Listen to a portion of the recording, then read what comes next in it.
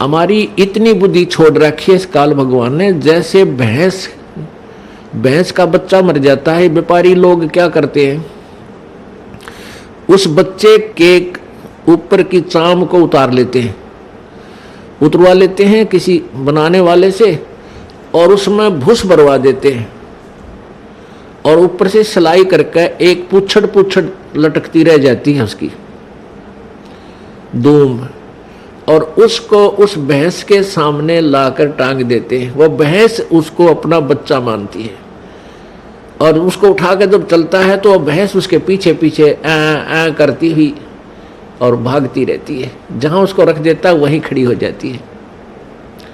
अब उसको ये नहीं पता इसमें क्या है, ये तेरा बच्चा नहीं है।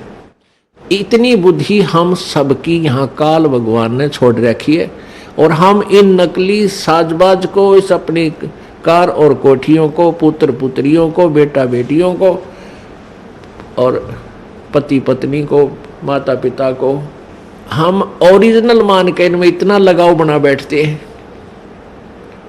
पुण्यात्माओं, कहने का भाव ये है कि पहले हमने इस काल के इस षड्यंत्र को समझना होगा।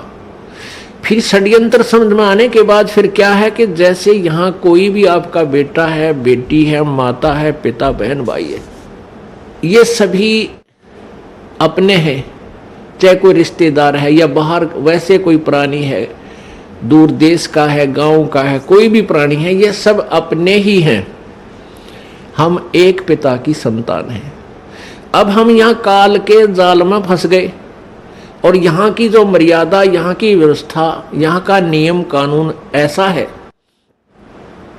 तो फिर हमने अपने बच्चों को, भाइयों को, बहनों को, मित्रों को, जो भी हमारे संपर्क में आवे, उनको सबसे बड़ा उनका उपकार ये है कि उनको इस काल के जाल से परिचित करावें। और फिर आपके बेटे हैं, बेटी हैं, आपके भाई हैं, बहन हैं, माता पिता हैं, इनकी हमने सेवा करनी है। इनका जैसे भी हमारा इनको रोल है, इनके प्रति जो कर्तव्य है, वो हमने भगवान से डर कर उसको पूरा भी करना है, क्योंकि ये सभी परमात्मा के बच्चे हैं, और यहाँ सभी दुखी हैं।